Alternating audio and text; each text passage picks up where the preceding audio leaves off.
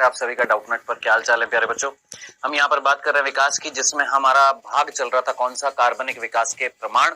ठीक है, सो ये हम पढ़ रहे थे बेटा, आज भी इसी को आगे कंटिन्यू करेंगे। कार्बनिक विकास के प्रमाण को, बहुत इंपॉर्टेंट टॉपिक है ये वाला हमारा, कौन सा, कार्बनिक विकास के प्रमाण।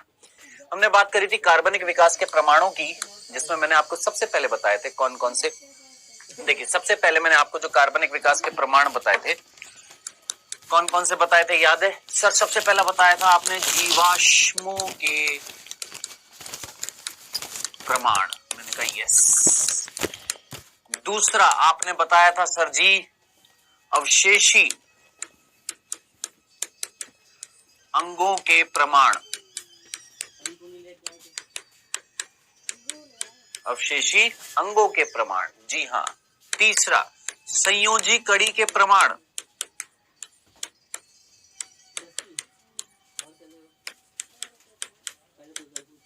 संयोजी कड़ी के प्रमाण। चौथा पूर्वजता, एटाविज्म के प्रमाण। ठीक है जनाब, चार हमने ये देख लिए थे। पांचवा हम लोगों ने स्टार्ट कर दिया था, याद करिएगा, शारीरिकी और आकारिकी के प्रमाण। ये वाला हमने स्टार्ट किया था, जो कंप्लीट नहीं हुआ इसलिए अलग रंग से लिख देता हूं। शारीरिकी और आकारिकी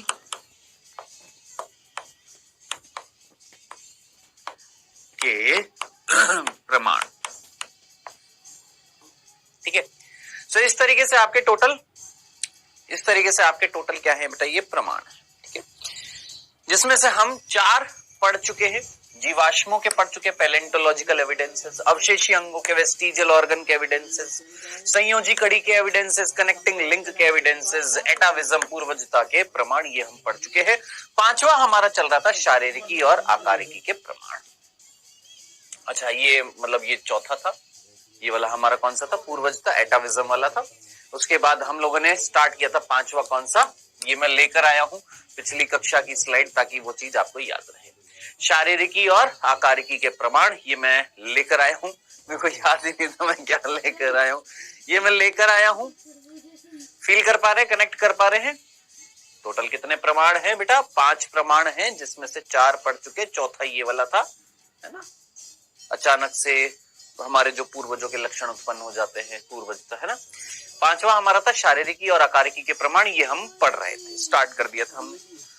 इस प्रमाण में हमने बात करी थी शारीरिकी क्या होती है, आकारिकी क्या होती है, ये मैंने आपको बता दी थी। आकारिकी मतलब बाहरी शरीर के लक्षण जो होते हैं उनका अध्ययन, आकारिकी मॉर्फोलॉजी, और शारीरिकी एनाटॉमी का मतलब जो भी शरीर के अंदर अंग मिल रहे हैं, उनके कार्य जो मिल रहे हैं, इसको हम कार्यकी भी बोल सकते हैं। याद रखना, इसको हम कार्यकी भी बोल सकते हैं। ठीक है, जो शरीर की आंतरिक संरचना प्लस साथ साथ उनके कार्यों का अध्ययन क्या कहलाएगा बेटा जी, शारीरिकी या कार्यकी भी कहलाता है। डन। अब यहां पर हमने पढ़ा था कि इस बाहर शरीर का बाहरी संरचनाओं का अध्ययन, अंदरूनी संरचना और उनके कार्य का जब हम अध्ययन करते हैं तो हमें अंग पता लगे। कितने प्रकार के सर? 2 प्रकार के हमें अंग पता लगे। कौन कौन से? एक होते हैं समजात अंग और एक होते हैं समरूप अंग। एक होते हैं समजात अंग और एक होते हैं समरूप। जो समजात होते हैं वो एक प्रक्रिया को दर्शाते हैं जिसका नाम है समजातता, और जो समरूप होते हैं वो एक प्रक्रिया को दर्शाते हैं जिसका नाम है समरूपता। समरूपता जो है ना, इसको अभी पढ़ेंगे, इसके 4 नाम और होते हैं। अनुरूपता भी बोलते हैं, तुल्य रूपता भी बोलते हैं, इसको समवृत्ति भी बोलते हैं, समरूपता भी बोलते हैं। 4 नाम है इसके, क्योंकि मेरे को पता है आप में से कईयों ने अगर पढ़ा होगा एनसीईआरटी में, तो इसको ना तुल्य रूपता भी बोला गया है, तुल्य रूपता। ठीक है, तो टेंशन मत लीजिए, अभी वो सारे नाम लिखाऊंगा। सबसे पहले हमने स्टार्ट किया था क्या, समजातता। फर्स्ट हमने क्या स्टार्ट किया, समजातता, होमोलॉजी। क्या मीनिंग था समजातता का? मैंने बोला कि वे जीव जो हमने 10वीं कक्षा में पढ़ा था, 10th क्लास में पढ़ा था, क्या समजात अंग क्या होते हैं? सर वो अंग होते हैं जिनकी संरचना समान होती है, कार्य अलग होता है। बस 2 बिंदु पढ़े थे। लेकिन नीट की प्रिपरेशन कर रहे हो तो आपको 4 बिंदु याद करने पड़ेंगे, 2 एक्स्ट्रा बिंदु याद करने पड़ेंगे। क्या? जिनकी उत्पत्ति, जिनका भ्रूणीय विकास, भ्रूणीय परिवर्तन यानी भ्रूणीय विकास, और संरचना समान होगी। 3 चीजें समान है, एक अलग है। क्या? कार्य। कार्य अलग है, कार्य की दृष्टि से वो क्या है? अलग अलग है, क्योंकि अलग अलग वातावरण में गए। लेकिन उनकी उत्पत्ति समान थी, उनकी संरचनाएं समान है, उनका भ्रूणीय परिवर्तन क्या है? समान है। अब इसी चीज को मैंने एक सिंपल से एग्जांपल से आपको बताया था कि भैया मैं हूं, मेरे ये 4 बच्चे पैदा हुए, संरचनात्मक रूप से चारों मनुष्य है। हाँ, सोचना, संरचना के आधार पर चारों के चारों जो बच्चे जो हैं वो क्या है? मनुष्य है। ठीक है, यानी संरचना क्या है? समान है। चारों की संरचना क्या है? समान है। उत्पत्ति भी क्या है? समान है। और जब इनका भ्रूणीय विकास हो रहा होगा तो मनुष्य है तो सबका सेम सेम हो रहा होगा, है ना। अब एक जो है आगे बढ़कर सेना में भर्ती हो गया, एक जो है डॉक्टर बन गई, लड़का लड़की दोनों डॉक्टर बन गई, एक इंजीनियर बन गया और एक बैंक में काम कर रही है, मान लो। तो जरा सोचे, कार्य क्या हो गया? अलग अलग हो गए। डन। सिंपल से एग्जांपल से बताया था। बताइए ये चीज समझ में आ गई? तो हमारे शरीर में ऐसे अंग जो इस प्रक्रिया को दर्शाते हैं, या मैं बोलूंगा हमारे शरीर में नहीं, जितने भी जीव है सभी जीवों के अंदर अगर हम स्टडी करते हैं, है ना, जैसे मैंने चीते को उठाया, मैंने हमारी बात करी, मैंने चीते की बात करी, मैंने हमारी बात करी, मैंने चीते की बात करी, मैंने वेल की बात करी और मैंने चमगादड़ की बात करी। ठीक है, और यहां पर पक्षी भी ले लेता हूं, पक्षी के पंख भी ले लेता हूं। ठीक है, सो भाई साहब अग्रपाद हमारे किसमें बदल गए थे? हाथों में, चीते के पैरों में, वेल के पक्ष पंख टाइप के होते हैं, चमगादड़ के पंखों में है। अब यहां पर हाथ क्या कार्य करते हैं? पकड़ने का। इसके पैर क्या कार्य कर रहे हैं? भागने का। इसके पक्ष क्या कार्य कर रहे हैं? तैरने का। इसके पंख क्या कार्य कर रहे हैं? उड़ने का। ठीक है, कार्य अलग अलग है, लेकिन संरचना की दृष्टि से जब हमने देखा सारी की सारी संरचनाएं क्या है? इसमें भी humerus, radius, ulna, carpal, metacarpal, phalanges, यहां पर भी humerus, radius, ulna, carpal, metacarpal, phalanges, सब में सेम मिल रही है। तो संरचना समान कब होगी? जब उनकी उत्पत्ति समान होगी। याद रखना भाई, इसके अंदर सेम स्ट्रक्चर मिल रही है, हड्डियों की सेम स्ट्रक्चर मिल रही है, यानी इनके पूर्वज कॉमन नहीं होंगे। सोचो, इसके हाथ, इसके पैर, इसके पक्ष, इसके पंख, संरचना इनके अंदर सेम है। क्यों सेम है? क्योंकि इसके जो पूर्वज होंगे, इसके पूर्वज, उन पूर्वज के अंदर सेम टू सेम यही संरचना रही होगी ना, यानी पूर्वजता क्या है? कॉमन है। संरचना कैसी है? समान है। पूर्वजता क्या है? कॉमन है। भ्रूणीय परिवर्तन क्या था? समान था। लेकिन ये अलग वातावरण में रहे, ये अलग वातावरण में रहे, ये अलग वातावरण में रहे, ये अलग वातावरण, यानी अलग अलग वातावरण में रहने की वजह से इनके कार्य जो थे वो अलग अलग हो गए, बदल गए। क्या बदल गए? कार्य बदल गए। तो ऐसे अंगों को मैं क्या बोलूंगा? समजात अंग बोलूंगा। बताइए जनाब, मीनिंग समझ में आ गया? क्लियर है? तो समजात अंग क्या होते हैं? प्रभु याद रखना, रटना मत। याद रखना, रटना मत। रटेगा तो तेरा नीट में मार्क्स कटेगा। याद रखना इस चीज को भी।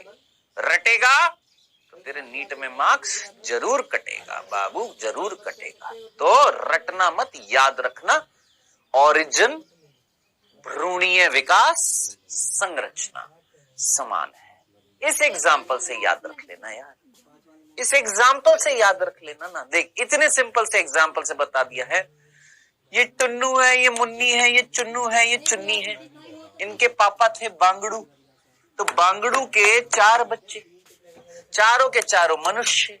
उत्पत्ति जो है वो कॉमन है, संरचना जो है वो समान है, कार्य इनका अलग अलग था। समझा? मतलब ये एग्जाम्पल जस्ट याद रखने के लिए, कहीं ये उदाहरण के तौर पर अपने बोर्ड के एग्जाम में मत लिखाना। ठीक है, चलो जी, समझ में आ गया? दंडना दंडन। अब प्रश्न कहां से आएंगे सर? नीट में प्रश्न कहां से आएगा? यहाँ पर देखो नीट में प्रश्न जो आएगा इस टॉपिक से, समजात अंगों से, वो कहां से आता है? इनके एग्जाम्पल से आता है। कहां से आता है बेटा? इनके एग्जाम्पल से आता है। तो लगभग 6 से 7 एग्जाम्पल आपने याद रखने हैं किसके? समजात अंगों के। जी हाँ। और अब जो मैं चीजें एग्जाम्पल यहां पर बताने वाला हूं, जिसमें से एक मैंने यहां पर बता दिया है, एक और भी लेकर आया हूं। मैं यहां पर एक काम करता हूं, सारे के सारे पहले एग्जाम्पल लिख देता हूं। ठीक है, सारे के सारे एग्जाम्पल लिख देता हूं और उन एग्जाम्पल्स को आप एक पन्ने पर लिखकर दीवार पर चिपकाएंगे और रोज हाथ जोड़कर बोलेंगे कि प्रभु याद हो जाए। ठीक है, और हो जाएंगे वो आपको याद। आइए तो एक एक करके हम यहां पर क्या देखने वाले हैं? एग्जाम्पल्स देखने वाले हैं। सबसे पहले हम समजात अंगों के उदाहरण देखते हैं। समजात अंगों के उदाहरण।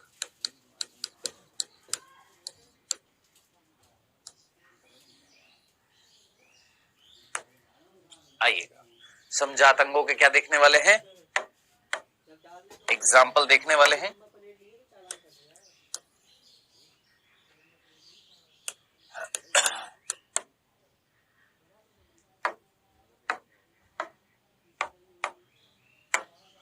फर्स्ट एग्जाम्पल जो मैंने आपको ऑलरेडी बता दिया है, क्या क्या बेटा जरा ध्यान से सुनो। कौन कौन से?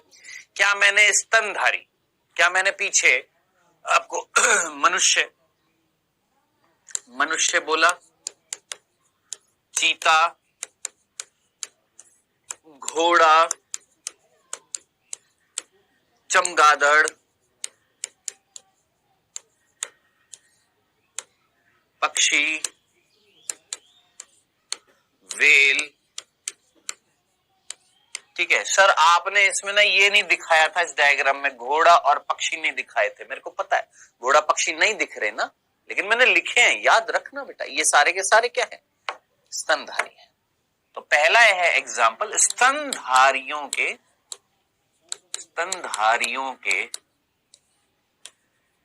अग्रपाद।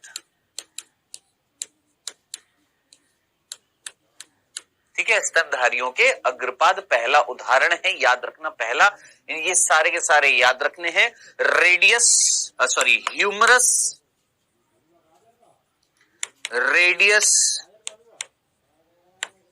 अल्ना, कार्पल, मेटाकार्पल,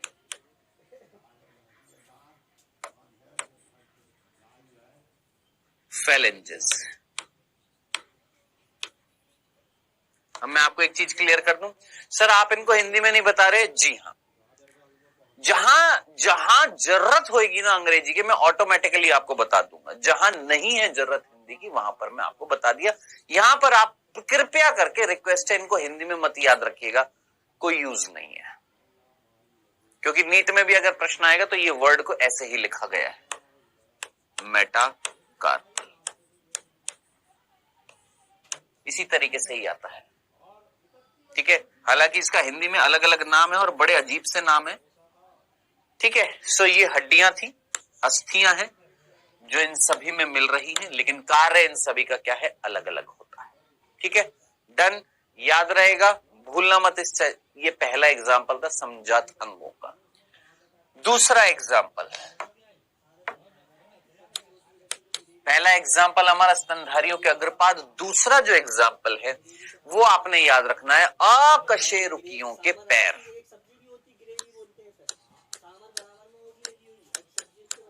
अकशेरुकियों के पैर, लेग्स। कौन से अकशेरुकी? अकशेरुकी आप जानते हैं ना, नॉन इनवर्टिब्रेट्स, जिसको हम क्या बोलते हैं? इनवर्ट। जैसे कीड़े जो होते हैं, आर्थ्रोपोडा संघ जो होता है, क्या हम उसको कॉर्डेट बोलेंगे, नॉन कॉर्डेट बोलेंगे? कॉर्डेट। और कॉर्डेट में भी फिर वर्टिब्रेट और इनवर्टिब्रेट भी तो होते हैं ना। सो अकशेरुकी के पैर, पर्टिकुलरली यहां पर कौन से अकशेरुकी की हम बात कर रहे हैं बेटा? यहां पर हम बात कर रहे हैं किसकी? कॉकरोच की और मधुमक्खी की। ध्यान से सुनना, कॉकरोच और मधुमक्खी।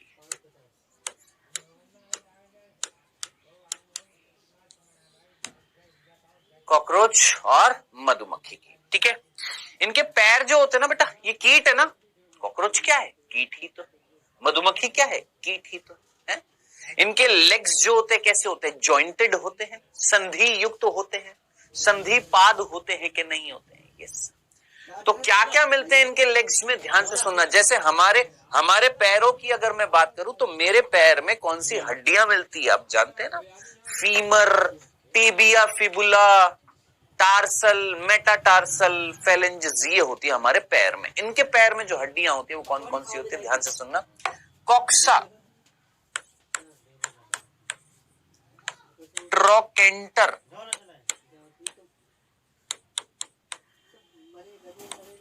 याद रखना कौन सी, coxa, trochanter, femur, tibia, femur, tibia और 1 से 5 टार्सस।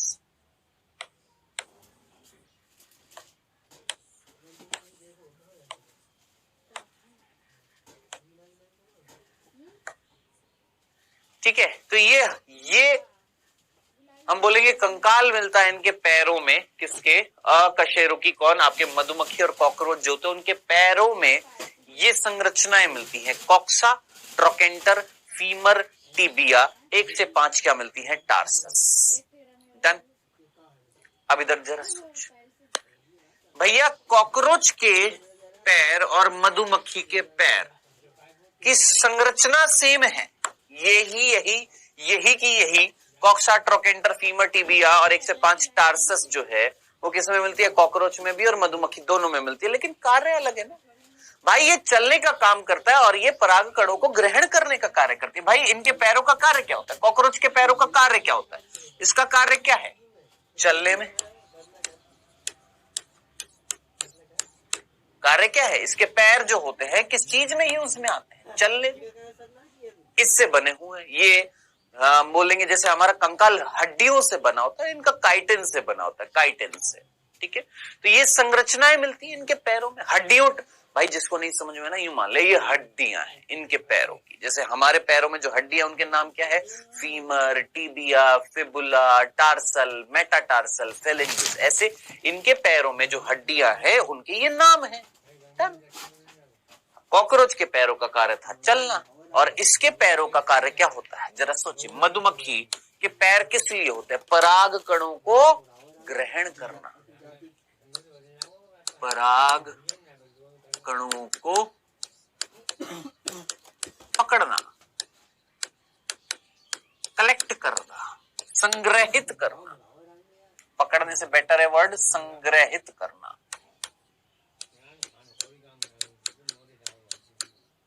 संग्रहण करना, संग्रहित करना, कलेक्ट करना, ठीक है। सो जरा सोचिए, कार्य दोनों का क्या है, अलग अलग है, लेकिन संरचना इनकी क्या थी, समान थी। इट मींस इनके कहीं ना कहीं पूर्वज कॉमन रहे हैं, तभी तो स्ट्रक्चर सेम आई है भाई। भाई खुद सोच, पूर्वज समान होंगे तभी तो उस पूर्वज से 2 प्रकार के जीव बने, उन दोनों प्रकार के जीव। भाई खुद कॉमन सेंस लगाओ, एक व्यक्ति है जिससे 2 प्रकार के जीव बने, दोनों के अंदर संरचना उसके पूर्वज जैसी होंगी क्योंकि उसी से उत्पत्ति हुई है। लेकिन एक जो है वो पहाड़ में चला गया और एक जो है जमीन पर रह गया, तो कार्य अलग नहीं हो गए, कॉमन सेंस। एक अलग वातावरण में रखा, एक अलग में रहा, उत्पत्ति अलग अलग हुई है, तो एक का कार्य अलग हो गया, इसका कार्य अलग हो गया, लेकिन इनकी संरचना समान है। इससे पूर्वज क्या है, समान ही तो होंगे, तभी तो इनकी संरचना समान है। कनेक्ट कर पाया, डन। चल ये था दूसरा एग्जाम्पल। तीसरा एग्जाम्पल, ये सारे के सारे एग्जाम्पल याद रखने, एक एक पेज पर एक एक एग्जाम्पल लिख रहा हूं, ठीक है। कीटों के मुख भाग,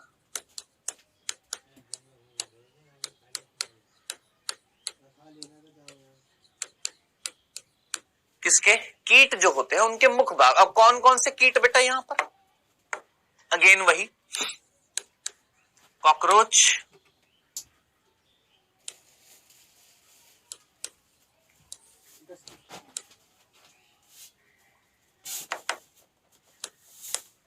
कॉकरोच, मधुमक्खी, कॉकरोच हो गया, मधुमक्खी हो गया, और हमारे एक और ले लेते हैं यहां पर, मच्छर ले लेते हैं। ठीक है, यही एग्जाम्पल मेरे ख्याल से बुक में, हाँ ये 3 दे रखे हैं, मधुमक्खी, मच्छर और कॉकरोच। ठीक है, अब इनके जो मुख जो होता है ना, मुख, उसके अंदर 3 भाग होते हैं। कौन कौन सा? Labrum, mandible, maxillary. क्या क्या? लेब्रम,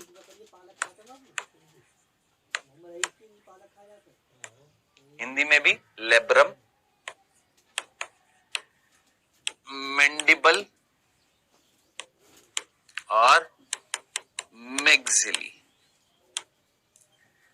ये जो मैं एग्जाम्पल बता रहा हूं ना दोस्त, ये नहीं दे रखे प्रॉपरली एनसीईआरटी में। सोच लेना, जो आपको पढ़ाया जा रहा है ना, क्वालिटी के साथ पढ़ाया जा रहा है। मैं अपनी तारीफ नहीं कर रहा हूं, मैं बस इतना भरोसा दिला रहा हूं आपको कि एक प्रॉपर तरीके से जो ये चैप्टर होता है ना, उस प्रॉपर तरीके से आपको चैप्टर पढ़ा रहा हूं।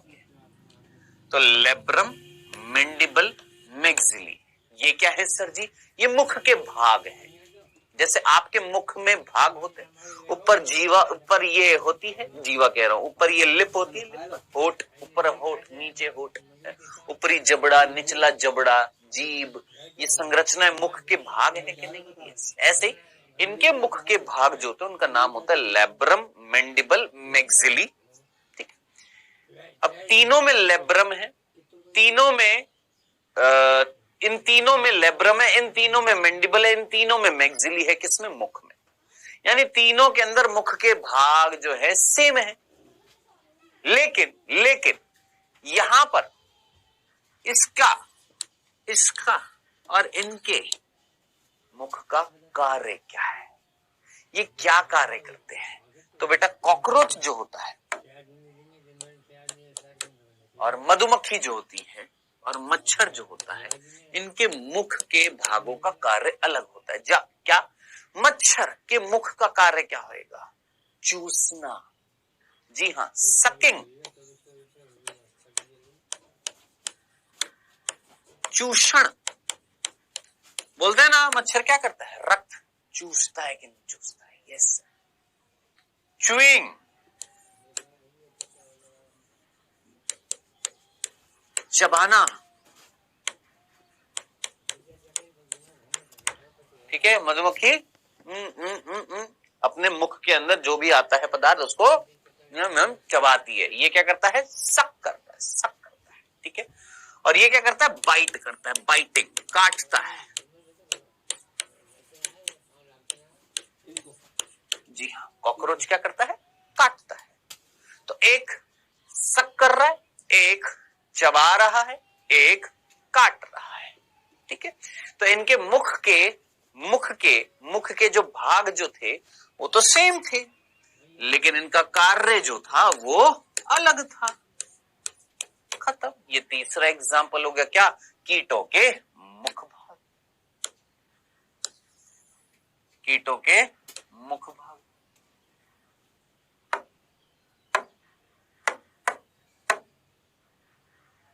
हाँ जी, याद रहेगा। तीसरा एग्जाम्पल, दूसरा एग्जाम्पल ये था। ये सारे एग्जाम्पल आपने याद रखने बेटा, और ये पहला एग्जाम्पल है।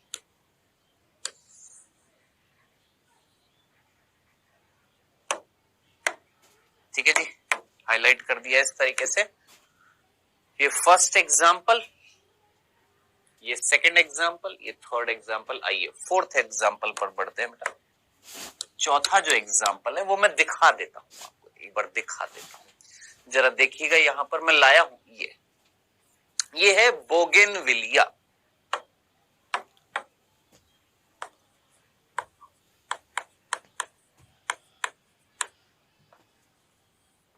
कौन है बेटा? ये बोगेनविलिया, बोगेनविलिया।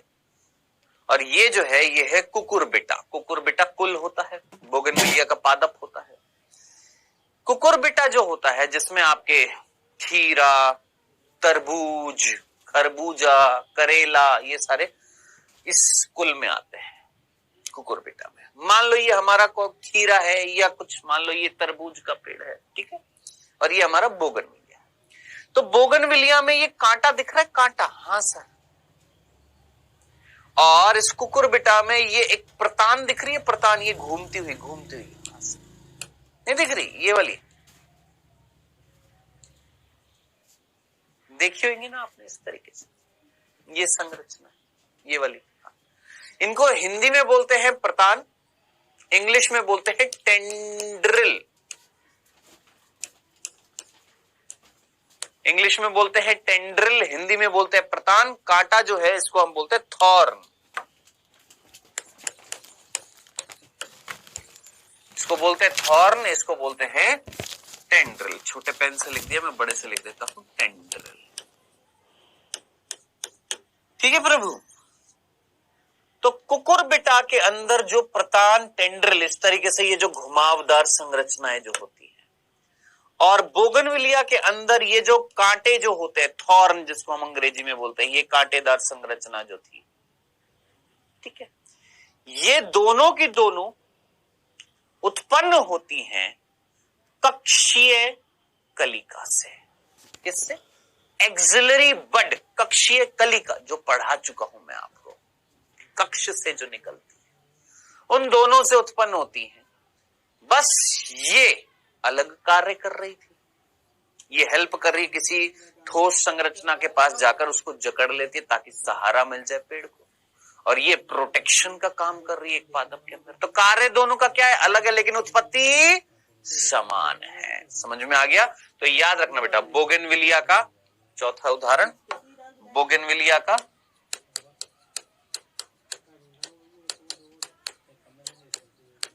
बोगनविलिया के कांटे और कुकुरबिटा के प्रतान। प्रतान को हम क्या बोलते हैं? बता दिया मैंने, टेंड्रिल। और ये क्या होते हैं? कांटे क्या होते हैं? अंग्रेजी में बोलते हैं थॉर्न। ठीक है, इनका कार्य क्या होता है? प्रोटेक्शन, प्रोटेक्ट करना, और इनका काम होता है सपोर्ट करना, सहारा देना। किसको? पादप को, क्योंकि तना जो होता है वो वीक होता है ना। और ये क्या करते हैं? सुरक्षा देते हैं। किसको? पादप को। कांटे होते हैं। बताइए जनाब, कार्य दोनों का अलग अलग है, लेकिन उत्पत्ति दोनों की, उत्पत्ति जो है वो क्या है सर? समान है। कैसे? किससे हुई है दोनों की उत्पत्ति? किससे हुई है सर? दोनों की उत्पत्ति जो है, दोनों की उत्पत्ति जो है वो किससे हुई है? कक्षीय कलिका से।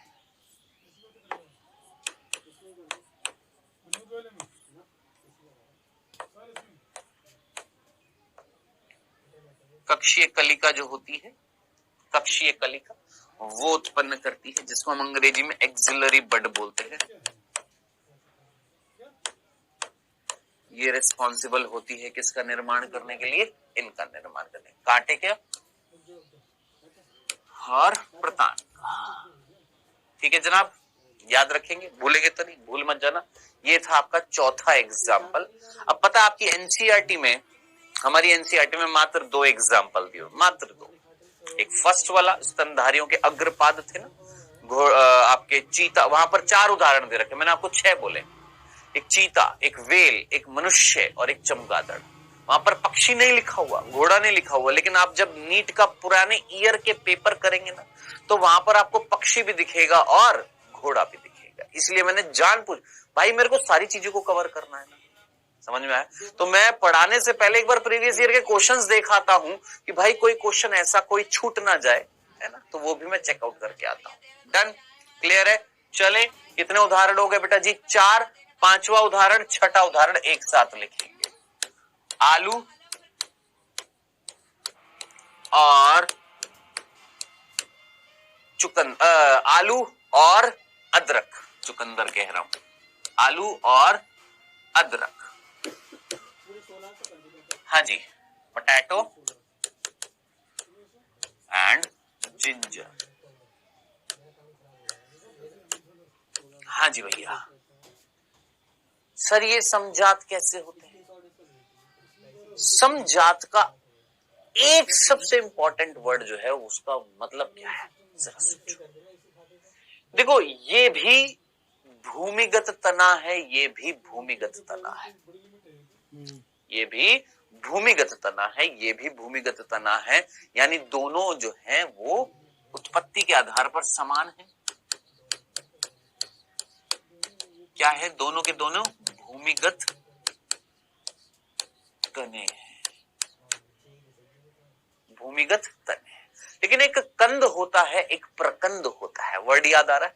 दोनों अलग अलग तरीके से मिलते हैं, दोनों अलग अलग तरीके से मिलते हैं बेटा। अब जरा सोच, दोनों की संरचना सेम होती है, चलो ठीक है, संरचना को साइड में। कार्य, ये भी भोजन को संग्रहित करता है, ये भी भोजन को संग्रहित करता है। सर यहां तो कार्य समान हो गया, है ना? लेकिन यहां पर ऐसे कुछ एग्जाम्पल भी होते हैं जिसमें हम क्या करते हैं, सर हमको समझ में नहीं आ रहा, आपने बोला था समजात अंग क्या होते हैं, जिनकी उत्पत्ति समान होती है। मैंने कहा यस।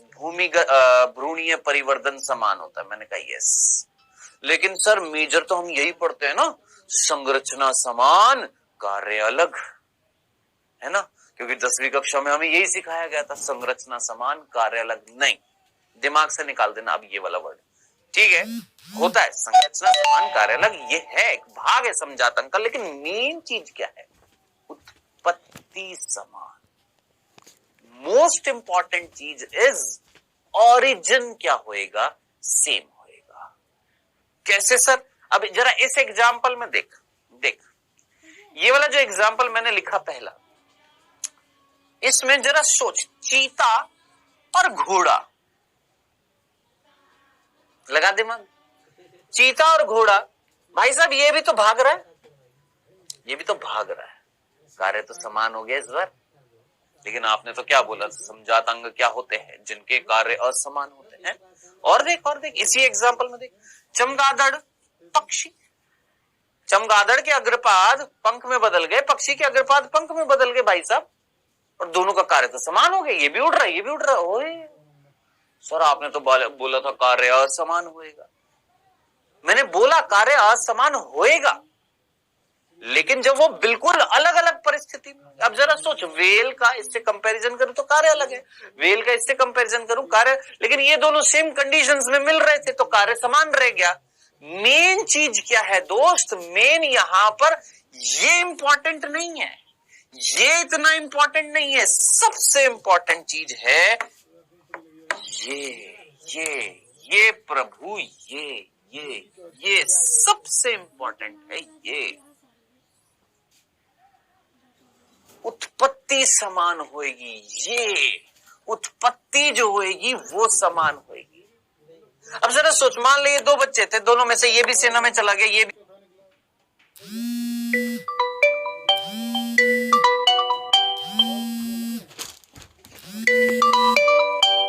मेन है समान उत्पत्ति होनी चाहिए। तो इस एग्जाम्पल में अगर किसी ने गौर फरमाया होता कि घोड़ा और चीते का काम तो भागना है, चमगादड़ और पक्षी का काम तो उड़ना है, ये तो सर कार्य तो समान हो गया, लेकिन उत्पत्ति इनकी कॉमन है। क्यों? क्योंकि संरचना कॉमन है, संरचना सेम है। सर यहां पर संरचना कैसे सेम है? भाई साहब दोनों के दोनों भूमिगत तने हैं। किससे पैदा हो रहे हैं? किससे पैदा हो रहे हैं? प्रांकुर से पैदा हो रहे हैं। तने हैं, तने प्रांकुर से पैदा हो रहे हैं। प्रांकुर याद कर रहे हैं? प्रांकुर क्या बनाता है? तना बनाता है ना। तो भैया ये और ये कार्य देख दोनों का सेम है। आलू भी तो भोजन को संग्रहित करता है, अदरक भी तो भोजन, लेकिन मैंने क्या बोला, कार्य इज नॉट सो मच, इतना हम इंपॉर्टेंस नहीं देखेंगे कार्य को। क्यों? क्योंकि मेन चीज क्या है? ओरिजिन, उत्पत्ति क्या होनी चाहिए? समान होनी चाहिए। ओरिजिन दोनों का सेम है, क्या है? दोनों के दोनों भूमिगत तने हैं, भूमिगत तने हैं। आया समझ में? फील कर पा रहे हैं, कनेक्ट कर पा रहे हैं? बहुत कंफ्यूजिंग टॉपिक हो जाता है ये कई बार, जब हम डीप में घुसना स्टार्ट कर देते हैं ना इस टॉपिक में, तो बड़ा कंफ्यूजिंग हो जाता है। इसलिए मैं चाहता हूं कि आप डीप में घुसो, मैं मना नहीं कर रहा हूं, लेकिन उसको फिर समझो भी तो सही। समझ में आया? क्लियर? फिर से बोलूं, इधर देख, ये हमारी रटी रटाई डेफिनेशन होती है किसकी? समझाता कि हम बोलते समान उत्पत्ति है, समान ऋणीय विकास है, समान संरचना है, कार्य असमान हो सकते हैं, हो सकते हैं, यूं लिख देता हूं, बेटर ये रहेगा।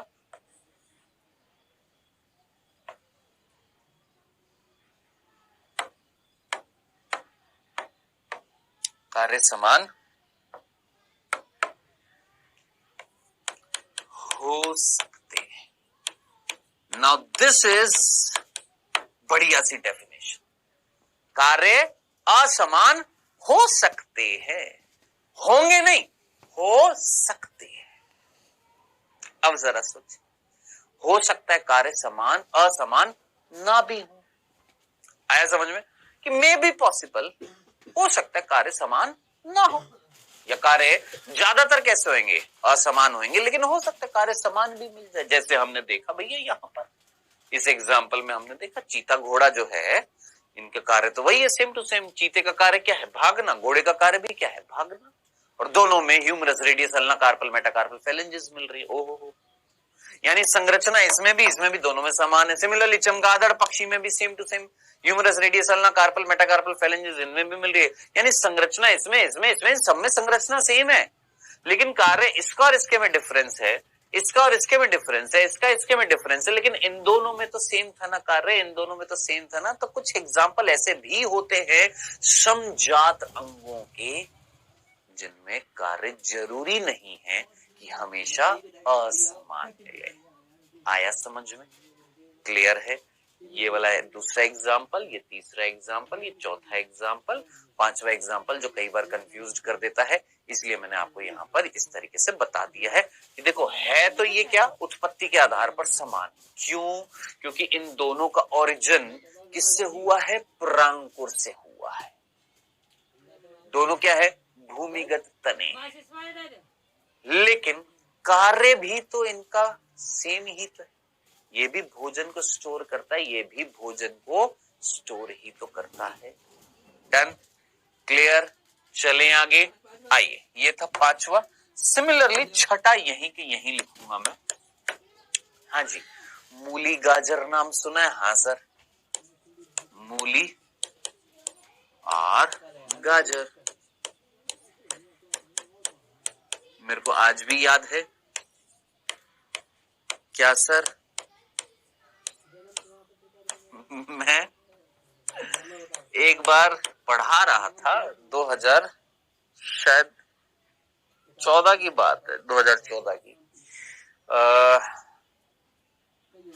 12th क्लास को पढ़ा रहा था। हिंदी मीडियम का एक बैच था, उसको पढ़ा रहा था मैं। 2014 की बात है, ऑफलाइन में उस टाइम पढ़ा रहा था। तो मैंने एक बालक से बोला, बता बेटा, मूली को अंग्रेजी में, नहीं मैंने यूं लिख दिया उसके सामने, मैंने कहा मूली गाजर रेडिश कैरेट। मैंने उससे पूछा, बेटा बता मैंने सही लिखा है? मूली को अंग्रेजी में रेडिश बोलते हैं और गाजर को कैरेट बोलते हैं। उसने बोला नहीं सर। क्यों भाई, क्या दिक्कत है इसमें? बोला सर गाजर रेड होती है। मैंने कहा यस, और यहां पर रेड वर्ड आ रहा है। मैंने कहा रेड तो नहीं आ रहा सर, राड तो आ रहा है, RAD। मैंने कहा यस, तो सर गाजर होती है राडिश और मूली होती है कैरेट। वाह बेटा वाह, क्या लिंक जोड़ा है, जबरदस्त बेटा। आप में से कोई ऐसी गलती तो नहीं करना चाहेगा ना? छोटे बच्चों वाली बात है। मूली रेडिश, गाजर कैरेट, दोनों क्या है बेटा? ये दोनों मूल है। दोनों ही क्या है? एक प्रकार की, कौन सी मूल है ये? आपकी मूसला मूल है। मूसला मूल है, और मूल किससे उत्पन्न होती है? मूलांकुर से। तो प्रभु इस तरीके से ये आपके 6 एग्जाम्पल जो है आपने याद रखने हैं, भूलने नहीं है। अब 6 के बाद 7वां जो एग्जाम्पल है वो भी ध्यान से सुनिएगा। 7वां एग्जाम्पल, बेटा जो कशेरुकी जो होते हैं, कशेरुकी की बात कर रहे हैं, वर्टिब्रेट्स की, ठीक है। जैसे हमारे घोड़ा, बिल्ली, मछली, मेंढक, पक्षी, ये सारे क्या है? कशेरुकी, वर्टिब्रेट्स है। कशेरुकी के या कशेरुकियों के का हृदय और मस्तिष्क,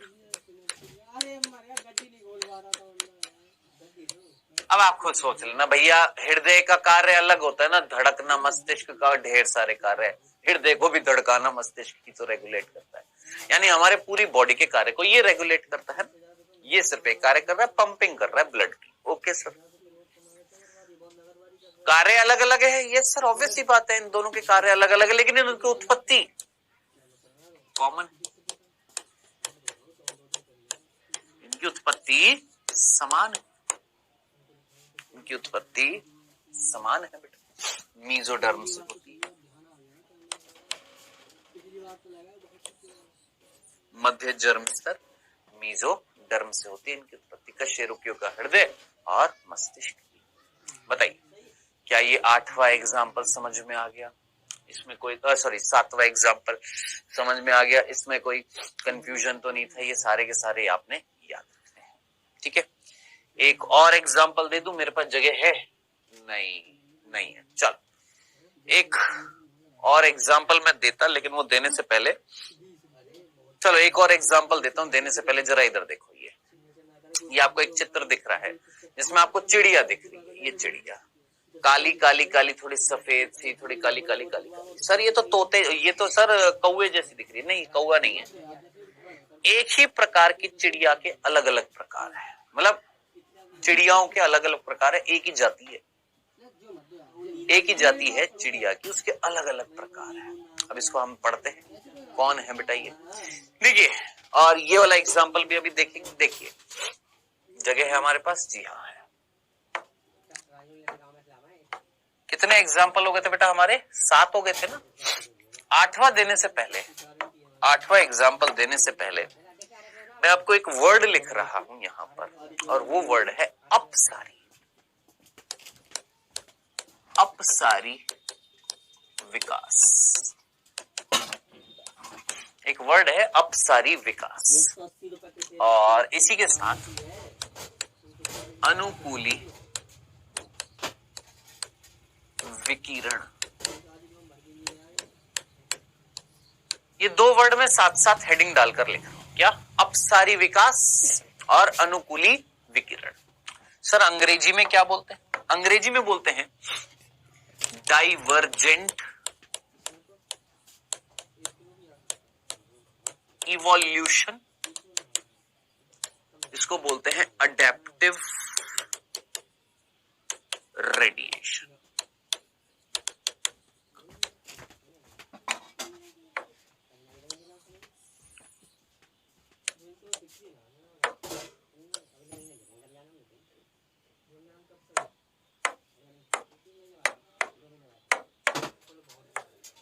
हाँ जी, ध्यान से देखिएगा बेटा, ये जो वर्ड है बहुत इंपॉर्टेंट है, इससे प्रश्न बहुत जबरदस्त आते हैं। क्या लिखा हुआ? अपसारी विकास, अनुकूली विकिरण, है ना। इसको हम पढ़ने वाले हैं, ध्यान से सुनिएगा क्या बात करने वाले। इसके बात करने से पहले मुझे एक सिंपल सी बात बताइएगा, समजात अंग क्या थे? सर समजात अंग वो थे जिनकी उत्पत्ति एक समान पूर्वज से होगी। मान लो एक ए जीव है, बी जीव है, सी जीव है, डी जीव है। इस ए जीव का कोई अंग है, मान लो आगे के हाथ, वही हाथ है, मान लो चीता, वही सारे के सारे, चीता है, मनुष्य है, और चमगादड़ है, और बेटा हमारी वेल है, ठीक है। इनके अग्रपाद कैसी थी? सेम संरचना कब होएगी? जब इनके पूर्वज कौन होंगे? कॉमन होंगे। मैंने बोल दिया, मान लो ये पूर्वज जो थे इनका नाम है वन। कौन है ये? वन। एक पूर्वज है। मान लो मैं हूं, मान लो मैं हूं, वो पूर्वज हूं, ठीक है। अब मेरे से उत्पन्न हुआ एक जीव ए, मेरे से उत्पन्न हुआ एक जीव बी, मेरे से उत्पन्न हुआ एक जीव सी, मेरे से उत्पन्न हुआ एक जीव डी। मेरे मतलब मनुष्य की बात कर रहा हूं। अब मान लो इस पृथ्वी पर कितने मनुष्य? सुनना, इस पृथ्वी पर मान लो वन जो है वो कौन है? मैं मतलब मनुष्य। मान लो मनुष्य की बात कर रहे हैं हम, मान ले मनुष्य की बात कर लेते हैं, या इसको मनुष्य ना बोलकर चलो यार मनुष्य क्या एग्जाम्पल ले, ठीक है। इसको हम लेते हैं सरीसर्प। सरीसर्प से ही तो स्तनधारियों की उत्पत्ति हुई है ना, याद कर, पिछले लेक्चर में बताया था। सरीसर्पों से ही तो किसकी उत्पत्ति हुई है? स्तनधारियों की हुई है ना। मान लो ये सारे के सारे स्तनधारी हैं और ये सरीसर्प थे, ऑन द ये सरीसर्प थे, ठीक है। अब इस सरीसर्पों में कुछ चेंजेस आए जिससे ए बना, बी बना, सी बना, डी बना। एक सरीसर्प की एक जाति थी, मान लो एक सरीसर्प की जाति है जिसके अंदर हाथ जो थे, हाथ अग्रपैर जो थे वो चलने के काम आ रहे थे, और उसमें वही humerus radius ulna, humerus radius ulna, carpal, metacarpal, phalanges मिल रही थी किसमें? इस वन सरीसर्प में। ड्यूरिंग इवोल्यूशन लाखों साल लग रहे, ऐसा नहीं एक दिन का काम है। ए बना, बी भी बना, सी भी बना और डी भी बना, धीरे धीरे उत्पन्न हुआ। जैसे हम बोलते कि भैया मनुष्य जाति से आगे कुछ परिवर्तन होंगे, मान लो एलियन बनेंगे, एक एलियन ए बनेगा, मान लो एक एलियन बी बना, एक एलियन सी बना, एक एलियन डी बना। किससे बना? मनुष्यों से बना। ओरिजिन क्या था? कॉमन था। तो हमारे कुछ लक्षण ए बी सी डी में जाएंगे, ऐसे सरीसर्पों के लक्षण ए बी सी डी में आए कि नहीं आए? आए ना। अब ये जो है ये अलग परिस्थिति में रह रहा था, ये अलग परिस्थिति में रह रहा है, ये अलग परिस्थिति में, ये अलग परिस्थिति में। जब ये परिस्थितियां अलग अलग होंगी तो उन परिस्थितियों के अनुसार ये ढलने की कोशिश करेंगे।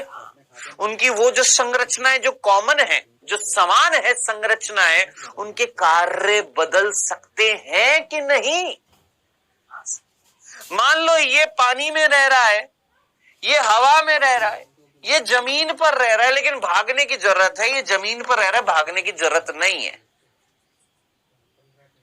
तो अलग अलग परिस्थितियां जब मिली तो इन्होंने क्या अपने आप को अलग अलग परिस्थितियों में अनुकूलित करने की कोशिश करी कि नहीं करी? करी ना। अब इतनी सी बातें सुनने के बाद में आप मुझे बताएं, अगर मैं ये जो दिखा रहा हूं ये एरो,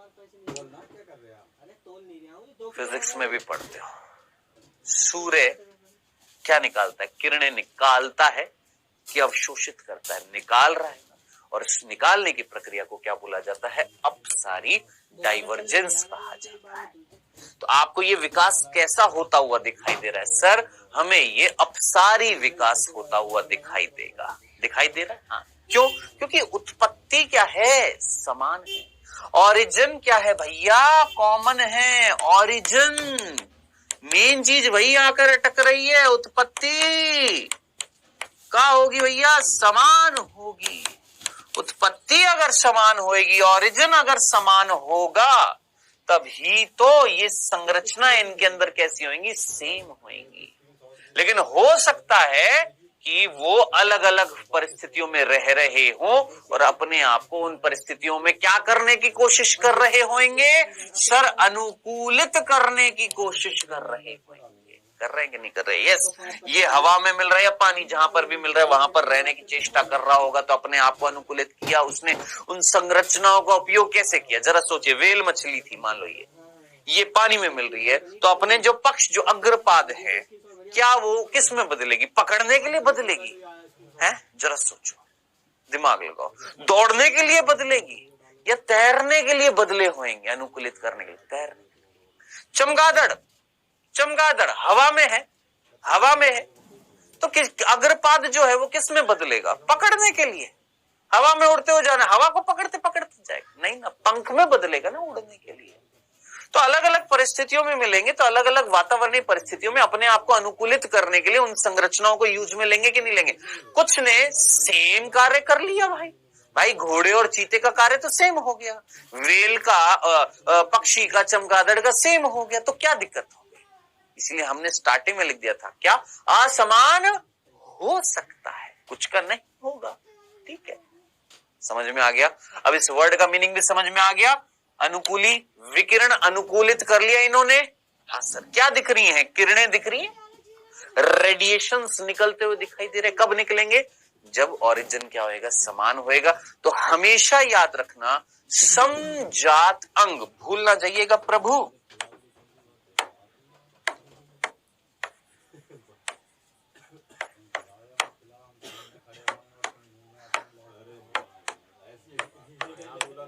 समजात अंग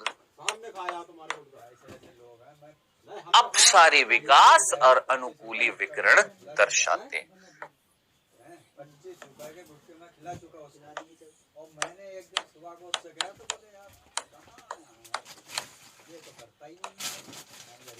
हमेशा याद रखना क्या कि समजात अंग हमेशा क्या दर्शाते हैं? अनुकूली विकिरण, अपसारी विकास दर्शाते हैं। यानी ये जो आपने यहां पर एग्जाम्पल लिखे हैं, ये सारे के सारे ये किस चीज को बता रहे हैं? अपसारी विकास, अनुकूली विकिरण को दर्शा रहे हैं। अब कितने एग्जाम्पल लिख लिए बेटा? हमने 7 लिख लिए। अब 8वां एग्जाम्पल ये था जो मेरे को आपको समझाना है, लेकिन ये समझाने से पहले मेरे को ये दिखाना जरूरी था, ये बताना जरूरी था। अब 8वां एग्जाम्पल ध्यान से सुनो।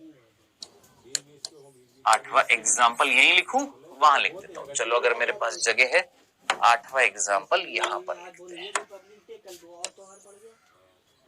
अगर हमारे पास जगह होगी तो यहां पर लिख देते हैं हम 8वां एग्जाम्पल।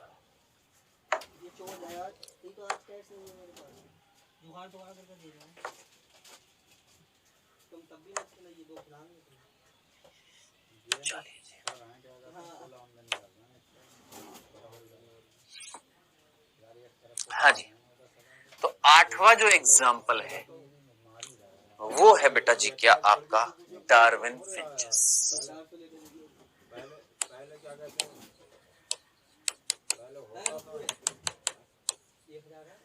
8वां जो एग्जाम्पल है वो कौन है? Darwin finches. अब ये कौन है? डार्विन फिंचेस कौन है? पहले तो मेरी बात सुनिएगा।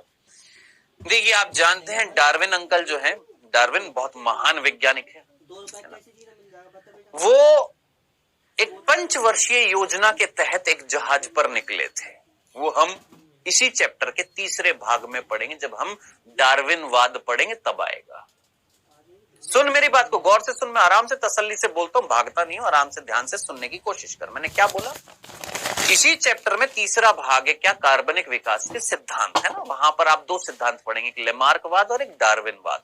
तो वहां पर हम बात करेंगे कि डार्विन जो है महान वैज्ञानिक, प्रभु डार्विन जो है वो एक शिप पे, एक जहाज पर 5 वर्षीय योजना लेकर निकले थे। 5 वर्षीय योजना यानी 5 वर्षों तक एक जहाज पर रहकर उन्होंने स्टडी करी थी पूरे अर्थ पे।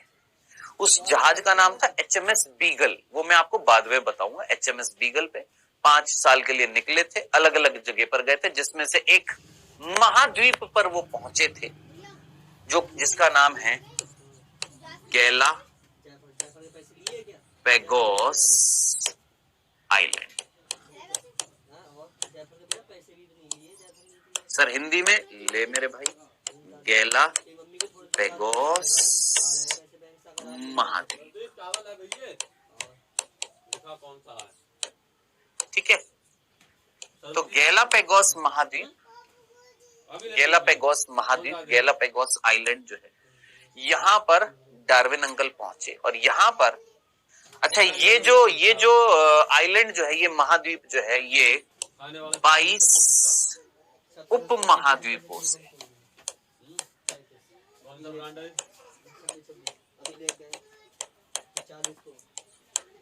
बना है। जैसे मान लो ये आइलैंड है, इस तरीके से ये जगह है जो 22 इस तरीके से खंडों में विभाजित है, इस तरीके से 22, ठीक है।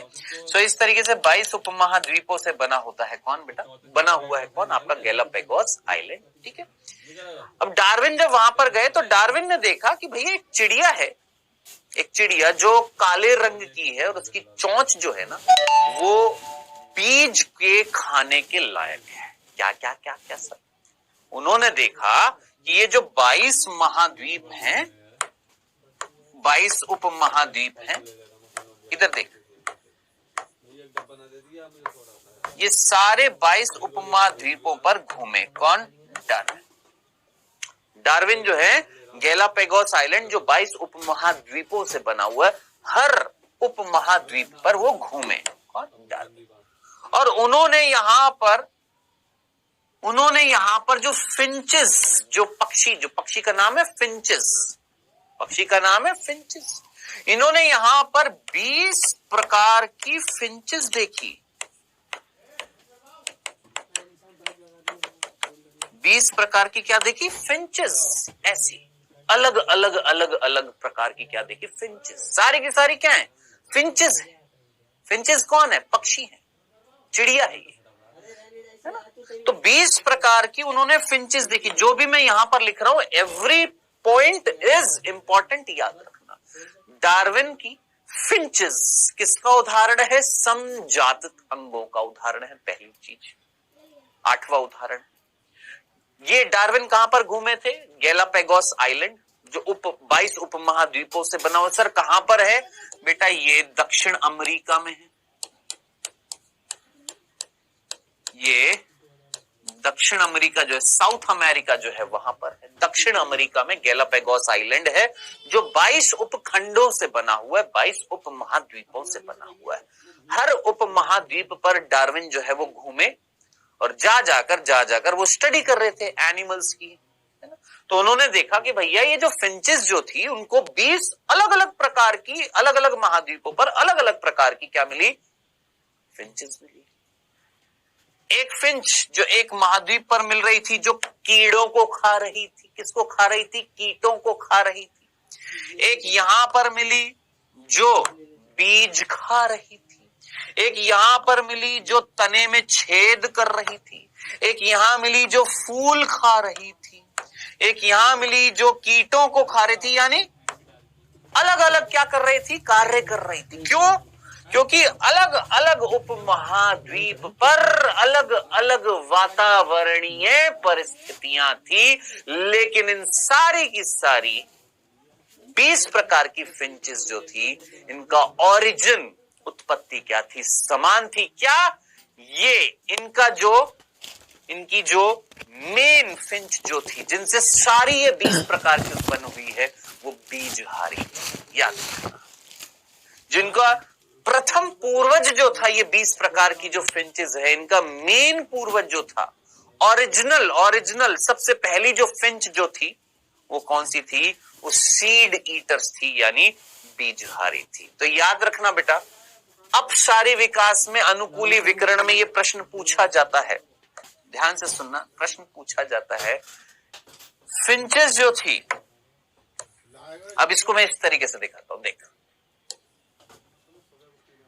मान ले ये हमारे, इधर देखते हैं, इसको बहुत बढ़िया तरीके से समझ लेते हैं यार, कौन सी बड़ी बात है। मान लो ये हमारा गैलापागोस महाद्वीप है, ठीक है, और इस महाद्वीप पे बीच में एक उपमहाद्वीप, ऐसे टोटल कितने हैं सर, ऐसे टोटल हमारे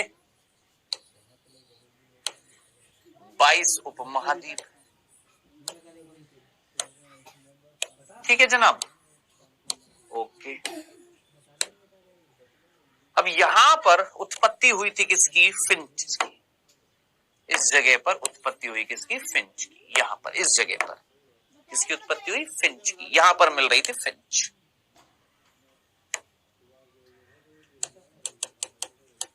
प्रथम फिंच, प्रारंभिक फिंच जो थी, प्रथम चिड़िया फिंच स्टार्टिंग की, जो क्या खाती थी सर? वो बीजहारी थी।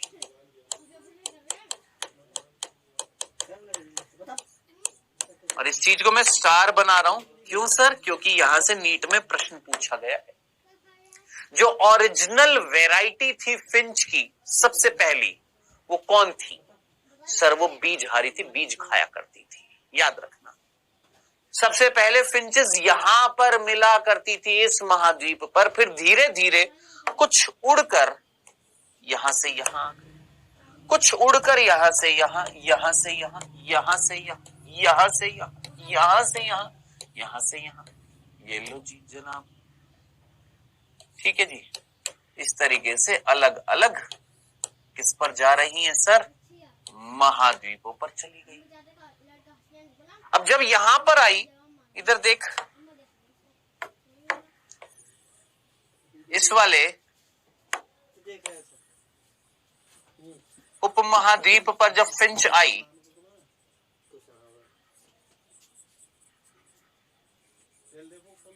फिंच जब ये यहां पर आई, इस उपमहाद्वीप पर जब ये आई,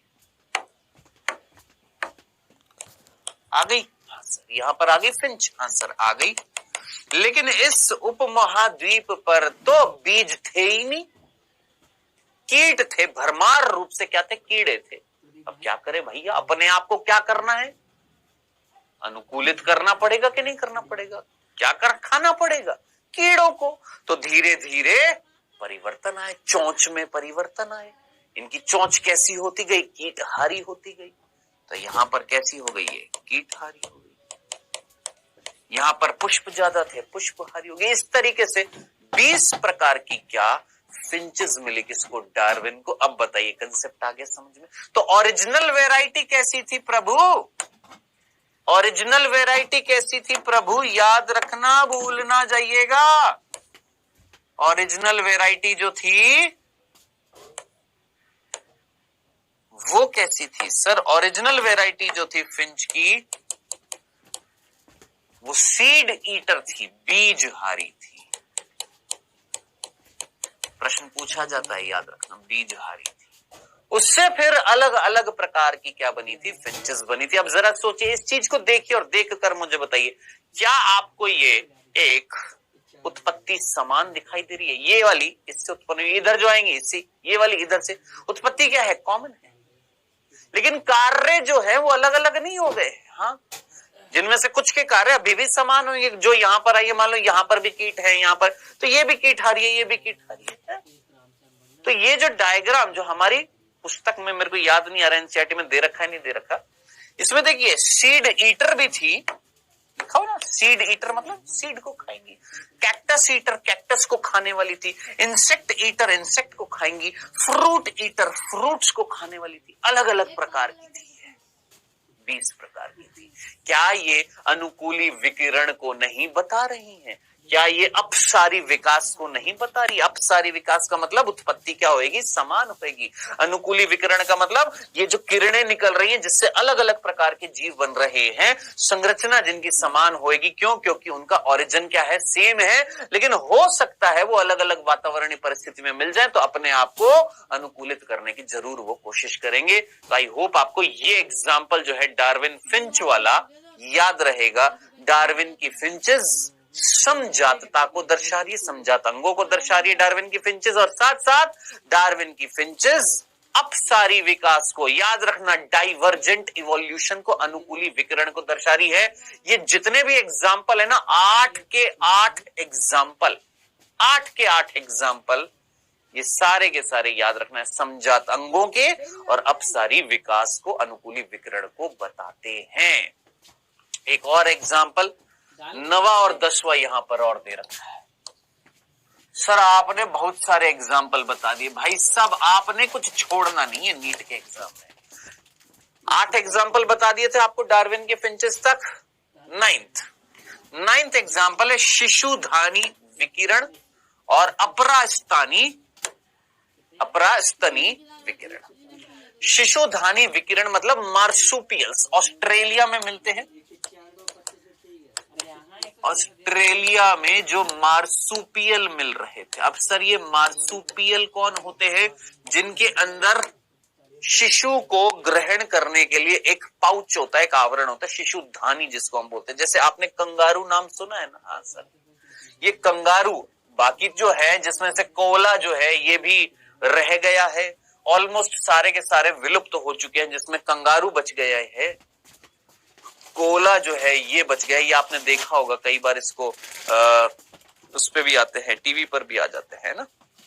ये कुछ बच गए, बाकी ये बाघ, बिल्ली, तस्मानिया भेड़िया, शर्करा ग्लाइडर, शिशुधानी छचुंदर, ये ऑलमोस्ट इनमें से कई मैक्सिमम जो है विलुप्त हो चुके, खत्म हो चुके। अब बात समझना, मार्सुपियल को हम हिंदी में बोलते हैं शिशुधानी जीव।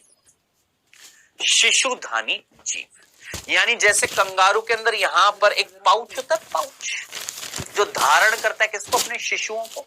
तो ऐसे जीव जिनके पास एक पाउच होता है, पाउच होता है, और उस पाउच में, उस आवरण में अपने बच्चे को वो धारण कर लेते हैं, उनको बोलते हैं मार्सुपियल, उनको बोलते हैं शिशुधानी जीव। और शिशुधानी जीव जो ऑस्ट्रेलिया में पैदा हुए, जो अलग अलग देशों में गए और अलग अलग कार्य कर रहे थे, कुछ भेड़िए बन गए, कुछ बिल्ली बन गए, कुछ उड़ने वाले ग्लाइडर बन गए, छछुंदर बन गए, कोला बन गए, वॉम्बेट बन गए, कंगारू ऑस्ट्रेलिया में है, चूहा बन गए, चींटी खोर बन गए।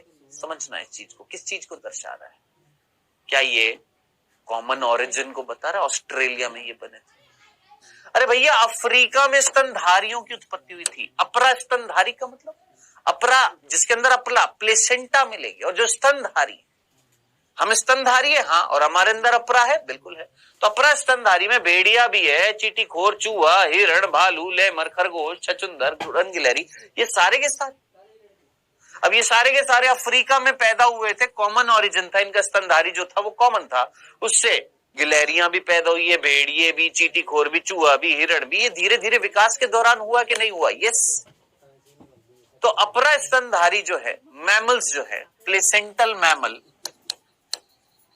प्लेसेंटल मैमल, जिनकी उत्पत्ति कहां पर हुई है? अफ्रीका में। इनकी उत्पत्ति कहां पर हुई थी? ओरिजिन कहां से हुआ इनका? मेन जो जिससे उत्पत्ति हुई है इन सब की, मार्सुपियल की, वो कौन था बेटा जी आपका? कहां पर मिल रहा था? ऑस्ट्रेलिया में मिल रहा था। मेन अपरा स्तनधारी जो था कहां मिल रहा था? अफ्रीका में मिल रहा था। यहां से अलग अलग प्रकार के क्या बन रहे हैं? स्तनधारी बन रहे हैं। यहां से अलग अलग प्रकार के क्या बने हैं? मार्सुपियल बने हैं। तो ये सिंपल से एग्जाम्पल याद रखना किस चीज के हैं? अनुकूली विकिरण के है, याद रखना। ये जो वर्ड आया था ना, अनुकूली विकिरण और अपसारी विकास, अपसारी डाइवर्जेंट, याद रखना अपसारी वर्ड को।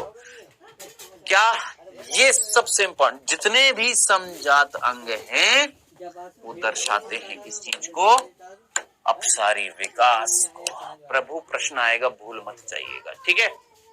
अब इसके बाद दूसरा जो था ये हमारा खत्म हुआ है। अब जाकर क्या बेटा जी हमारा पहला टॉपिक समजातता।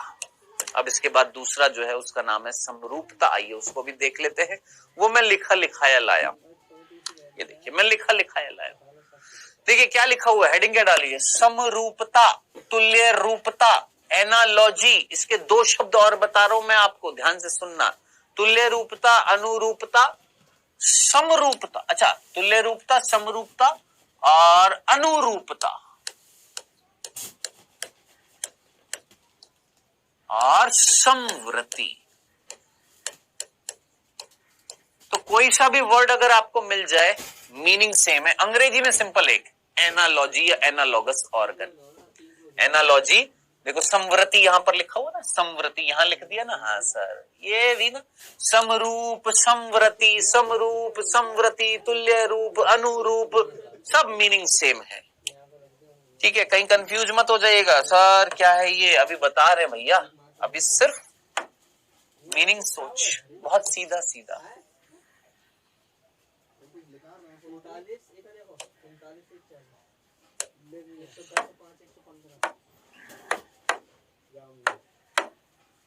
अभी सिर्फ आपने मीनिंग सोचना है, सीधा सीधा। हेडिंग डाल रखिए, समरूपी, समरूपता, भाई कुछ अंग हैं जिनको हम बोल रहे हैं समवर्ती अंग, या उनको समवर्ती अंग के साथ साथ समरूप अंग बोल दो, समरूप अंग बोल दो, तुल्य रूप अंग बोल दो, अनुरूप अंग बोल दो, समवर्ती अंग बोल दो। ऐसे अंग जो ये प्रक्रिया दर्शा रहे, कौन सी? समरूपता, तुल्य रूपता, अनुरूपता, समवर्तीता। क्या है सर ये? भाई सीधी सी बात है, सीधी सी बात है, जिनका उत्पत्ति से कोई लेना देना नहीं है, कोई लेना देना नहीं है उत्पत्ति से। एक अफ्रीका में मिल रहा है, एक इंग्लैंड में मिल रहा है, एक इंडिया में मिल रहा है, कहीं कहीं अलग अलग देशों में मिल रहे हैं। लेकिन कुछ जो अफ्रीका में थे वो उठकर ऑस्ट्रेलिया में आए, कुछ जो इंग्लैंड में थे उठकर ऑस्ट्रेलिया में आए, कुछ इंडिया में थे उठकर ऑस्ट्रेलिया में आए, कुछ पाकिस्तान में थे उठकर कहां आए? एक जगह पर आए। और जब ये यहां पर आए तो इनको एनवायरनमेंट कैसा मिला? कुछ की बात कर रहा हूं, कुछ यहां से उठकर यहां आए तो इनको एनवायरनमेंट एक जैसा मिला। जब एक जैसा मिला तो इन सब से एक जाति ऐसी उत्पन्न हुई, एक जाति ऐसी उत्पन्न हुई, एक जीव ऐसा उत्पन्न हुआ जिसका कार्य इन चारों के जैसा था, जिसका कार्य जो था इन चारों के जैसा था। क्या सर समझ नहीं आया? मैंने कहा देख, मान ले यहां पर इंडिया में चमगादड़ रहते हैं, जस्ट इमेजिन चमगादड़, सिर्फ इमेजिन करना, सिर्फ सोचना, इंडिया में सिर्फ और सिर्फ चमगादड़ मिलता और कोई नहीं मिलता, ठीक है? मान लो तुम चमगादड़ में चमगादड़, इंडिया में कुछ नहीं, सिर्फ चमगादड़। इंग्लैंड में कोई जीव नहीं मिलता, सिर्फ क्या मिलती है? मधुमक्खी मिलती है, मधुमक्खी मिलती है। इसको हटा देते हैं और ये है, मान लेते हैं हमारा इंग्लैंड हो गया, इंडिया हो गया, और एक और ले ले चीन, चाइना में सिर्फ और सिर्फ कौन मिलता है बेटा जी? आपकी मधुमक्खी हो गया, चमगादड़ हो गया, पक्षी मिलता है, चिड़िया मिलती है, मान लेते हैं कौन? चिड़िया। कौन मिलती है? सिर्फ चिड़िया मिलती है, ठीक है? ओके। अब मान लो कुछ चमगादड़ उठकर यहां आ गए, कुछ मधुमक्खी उठकर यहां आ गई, कुछ चिड़िया उठकर यहां आ गई। मान लो कहां आ गई सर? मान लो पाकिस्तान आ गई। कहां पर आ गई सर? पाकिस्तान में कुछ चमगादड़ आ गए, कुछ मधुमक्खी आ गए, कुछ पक्षी आ गए। ओके जनाब। अब ये तीनों जो है आपस में कुछ ना कुछ संबंध दर्शा रहे हैं, और इन तीनों में से कुछ आपस में जनन वनन कर लिया, हो गया, कुछ उत्पत्ति ऐसी हो गई है, एक ऐसे जीव की उत्पत्ति हो गई है, इन तीनों के समावेश से एक ऐसे जीव की उत्पत्ति हो गई दोस्त, जो उड़ रहा है। जो क्या कर रहा है? उड़ रहा है, ठीक है? अब आप मुझे बताइएगा, ध्यान से सुनिएगा, उड़ रहा है, एक ऐसा जीव जो उड़ रहा है, ठीक है? एक सिंपल सी चीज मैं तुमसे पूछता हूं, चमगादड़ के पंख क्या करते हैं? उड़ने का काम करते हैं। मधुमक्खी के पंख उड़ने का काम करते हैं, पक्षी के पंख उड़ने का काम करते हैं। लेकिन चमगादड़ के पंखों का जब अध्ययन किया तो मिला था humerus, radius, ulna, carpal, metacarpal. चिड़िया में वो नहीं था, कुछ पक्षियों में था, चिड़िया में वो नहीं था, मधुमक्खी में नहीं था। अरे छोड़ो, चिड़िया हटाओ, ये लो, चिड़िया में कंफ्यूज हो जाओगे। यहां पर हम लिख देते हैं, यहां पर किसमें? तितली, बस तितली, ठीक है? तितली के अग्रपाद पंख जो है उसमें कहा, जरा सोचिए, अग्रपाद पंखों में बदल गए थे ना। यहाँ पर चमगादड़ में क्या मिल रहा था? Humerus, radius, ulna, carpal, metacarpal, phalanges था ना। यहाँ पर है ना, यहाँ पर अलग अलग संरचना है, यानी संरचनाएं अलग अलग है। यहाँ पर जो जीव बन रहा है उसकी उत्पत्ति कॉमन है क्या? क्या सेम ओरिजिन है क्या? इसका ओरिजिन इससे, इन तीन, मतलब इसकी उत्पत्ति जो है एक जीव से हुई है या अलग अलग से हुई है? कॉमन है क्या? ओरिजिन, उत्पत्ति समान है क्या इसकी? इसका भी कुछ लक्षण है, इसका भी कुछ लक्षण आ रहा है कि नहीं आ रहा? कार्य यहां पर क्या आ रहा है? समान आ रहा है, ये भी उड़ रहा है। तो जरा सोचिए ऐसे अंग क्या कहलाएंगे जिनकी मूल संरचना, जिनकी उत्पत्ति भिन्न है।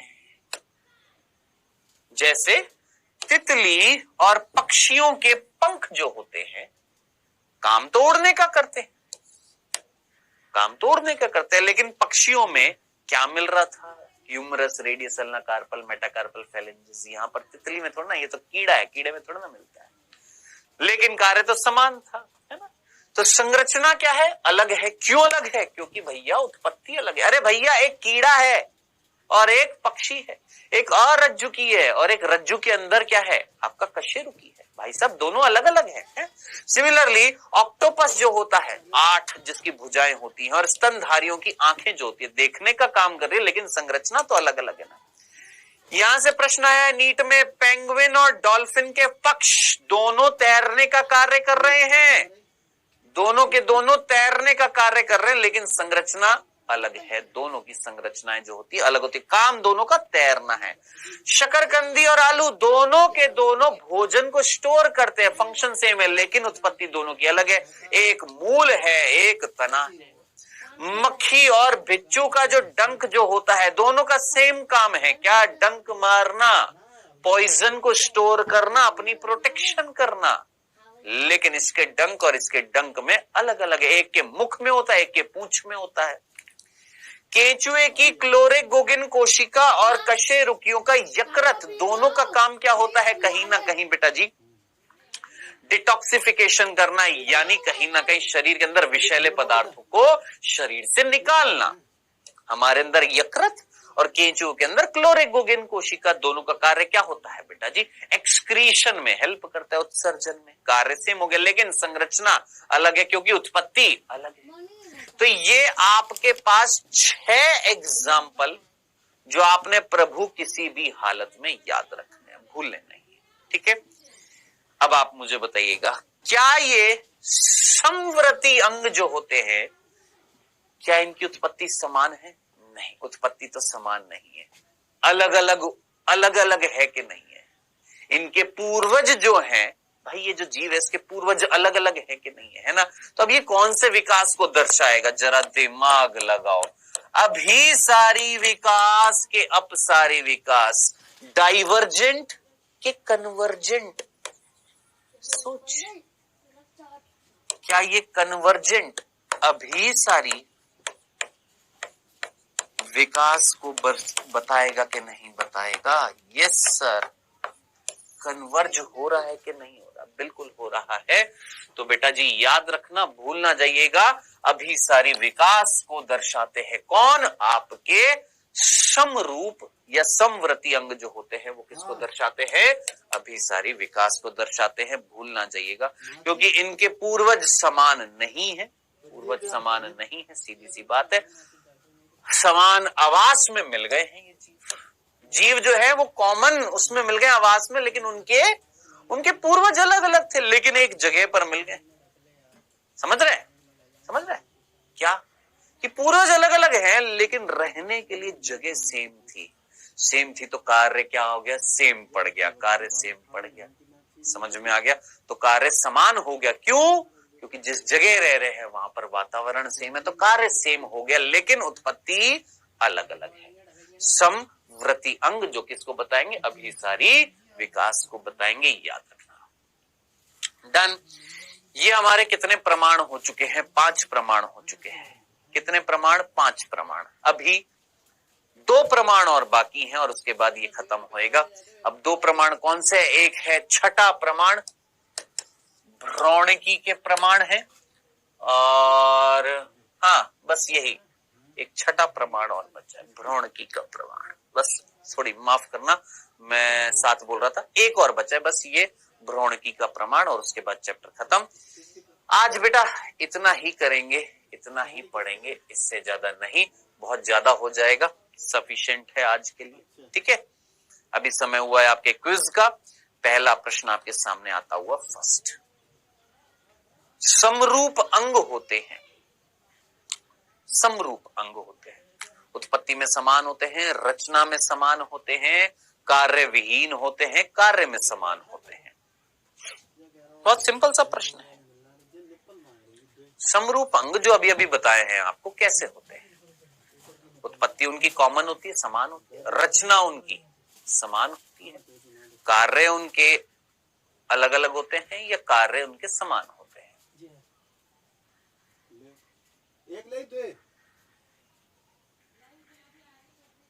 दूसरा प्रश्न, एक बच्चा पैदा हुआ है जिसमें एक छोटी सी पूंछ है, बताइए यह किसका उदाहरण है? प्रतिगामी विकास का, उत्परिवर्तन का, पूर्व जानुरूपता का या कायांतरण का? इसको पूर्वजता ही बोल दीजिए, पूर्व जानुरूपता जो लिखा हुआ है इसको पूर्वजता भी बोल सकते हैं। एटाविज्म लिख रहा हूं यहां पर सिंपल। हाँ जी, चलिए जी, समय हुआ समाप्त। आइए डिस्कस कर लेते हैं बेटा। सिंपल से दो प्रश्न थे। समरूप अंग क्या होते हैं? समजात क्या होते हैं? समजात वो होते हैं जिनकी उत्पत्ति समान होती है, रचना समान होती है, कार्य अलग होता है, वो क्या होते हैं? समजात अंग होते हैं। समरूप पूछा है, समरूप क्या होता है? जिनके कार्य समान होते हैं। आंसर क्या आ जाएगा बेटा जी आपका? डी हो जाएगा, खत्म। एक बच्चा जिसमें पूंछ पैदा हो रही है वो किस चीज को बता रहा है? पूर्वजता को बता रहा है, एटाविज्म को बता रहा है। डन। नेक्स्ट लेक्चर में कतई ये दूसरा भाग खत्म करेंगे। कौन सा? कार्बनिक विकास के। नेक्स्ट लेक्चर में हम कार्बनिक विकास के प्रमाण तो हो ही जाएगा, एक बचा है बस, वो भ्रूणीय वाला है ना, वो सिंपल सा बचा है। हम सिद्धांत स्टार्ट करेंगे, याद रखना। नेक्स्ट लेक्चर में हम ये वाला तीसरा भाग स्टार्ट कर देंगे। किसका? आपके विकास का। ठीक है, मिलेंगे नेक्स्ट लेक्चर में। Bye bye, take care.